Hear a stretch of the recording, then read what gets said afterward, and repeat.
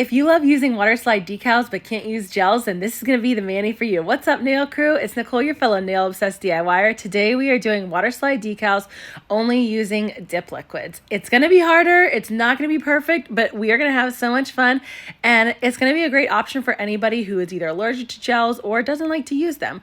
I started out by dipping this gorgeous white shimmery color called My Feet Could Be More Than Weapons.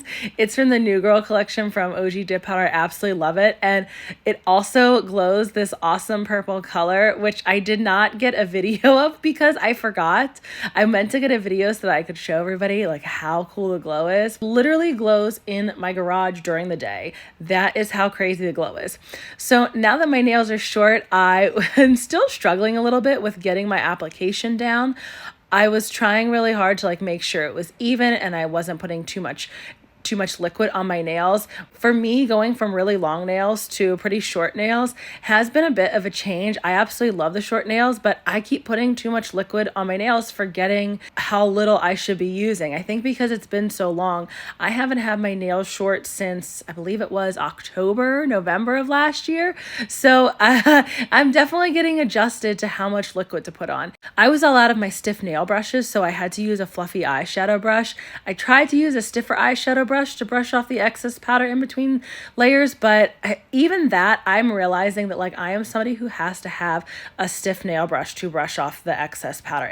It makes my layers so much thinner, but I know I probably have 20 of the stiff eyeshadow brushes. But do I actually remember to wash everything? Of course not. I always forget, and then it comes time for manis and I'm I have to wash everything, and I think I had over 20 of the stiff nail brushes, but I just let them sit in a plastic bag and then all of a sudden realize I need them. So don't do that. Okay, wash your stiff nail brushes so when you need them for a mani, you have them. Whenever you're working with white dip powder, whether it's shimmery or solid, white shows a lot more flaws than other colors do. So you really want to make sure that your application of the liquids is as even as possible. And since this was a shimmer, shimmers are a bit more forgiving than a solid. If you're using a solid white, you definitely want to make sure your application is super even, or it will show every little bump and groove in your nails. You can see already that my application wasn't going great, and I was getting some on my cuticles and on my skin, which I try really hard not to get any liquids and powders on my skin and cuticles. That's part of why I wear the gloves. Even when I'm just using dip liquids, I wear gloves to protect my skin from getting too much dip powder on them.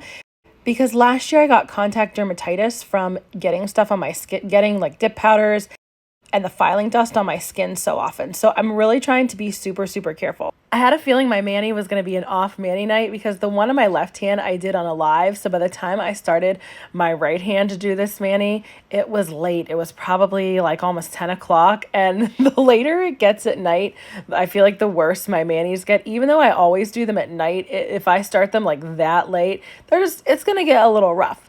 So I finished doing my dipping, and then I grabbed out some new decals. The ones I had showed in the beginning, I was going to do the summer plaid, but it just didn't feel like it went right with the color that I was using because the white is so bright. I wanted to try these adorable watermelon decals, and I thought I could do some kind of fun cutout design of one of the big ones, but once I put it up to my hand, it just did not look right with my nails being so short. So I decided to cut out a bunch of the little watermelon pieces and place them on my nails, thinking okay, if I'm using all dip liquids, it's going to be easier. So you want to make sure that you have your bowl of water for your decal, because that is how the decal slides off the backing when you're doing one. And I like to apply mine with a stamp. When you're using dip liquids to apply decals, you want to make sure you keep your dip base as thin as possible. If it's thick, there's a better chance that your water slide is going to look wrinkly. So I try to apply it with a good amount of pressure using the jelly stamper, and I meant to grab out my silicone tools because the silicone tools are great for smoothing out any wrinkles in your decals, but I totally forgot to grab them. So I was trying to do it with my finger, but yet not touch the dip liquid so I wouldn't get itchy, and it did not go that well. The decals got a little bit more wrinkly than I would have liked since I really didn't get to smooth them out, but luckily, since they were little decals, it worked decently that you couldn't see the wrinkles that much once I finished my nails after I covered them up with clear dip powder. So I tried to gently press out the wrinkles as much as possible. If you're using dip liquids only to do water slide decals, the best thing to do is use these partial decals. Doing the full water slide on your nail with dip liquids is very hard. Okay, maybe if you have a lot of patience and you can work really quickly, it would be easier for you. But for somebody like me, even after as many years of dipping as I have, it just does not work that well. I do much better with the little partial decals if I'm using dip liquids. When you're using gels, you have a lot more time. They don't set as quickly. Even when you fully cure the gel and then apply a decal over it, you can still move it around because the top of the gel is tacky, which the dip liquids just start to dry right away. But you want to make sure that your dip liquids and decal are fully dry before you try to encapsulate them with clear dip powder. If your dip liquids and decal aren't totally dry before you encapsulate them with clear dip powder, then they could likely bleed. Some decals are a lot stronger than others and thicker, and they don't bleed as easily. The ones that I'm using don't bleed as easily. Be careful when you're applying dip base over them. You want to float the dip base over the decal rather than dragging it. So floating means that you gently just brush the surface to the top of your nail instead of dragging the brush and pushing it down hard into your nail.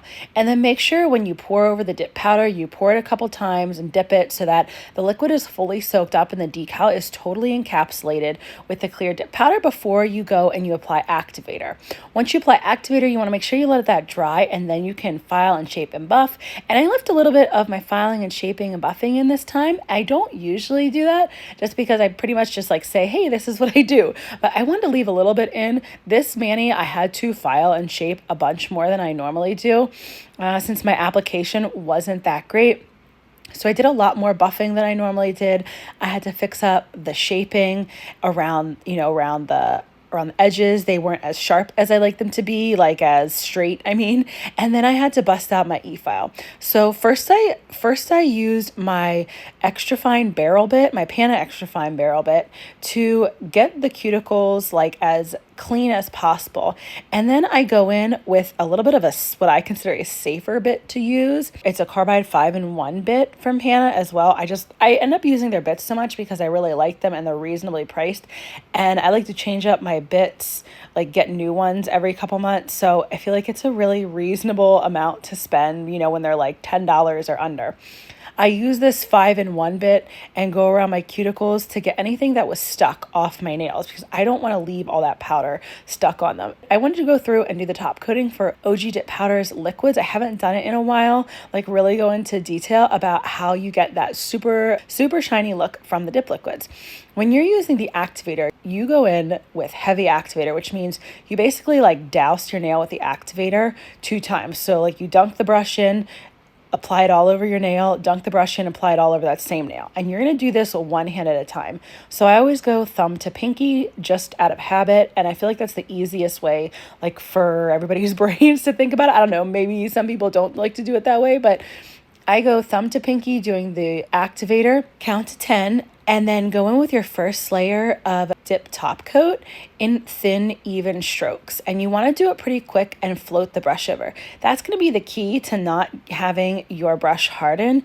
I actually float both layers of dip top. I never press hard into my nail when I'm doing the dip top coat. It's just something I've done out of habit that's really helped me not to contaminate and harden any of my brushes. I float both layers. But if you're like me and you're not a super perfectionist, it's easier to do that way. In case you don't know, I am definitely not a perfectionist with doing my nails. I just kind of go with it and have a lot of fun. If you're still struggling with decal application and you don't think that dip liquids are going to work for you and you want to try applying them with gel liquids, then check out this next video where I go over how to do that. Thanks so much for joining me today, Nail Crew.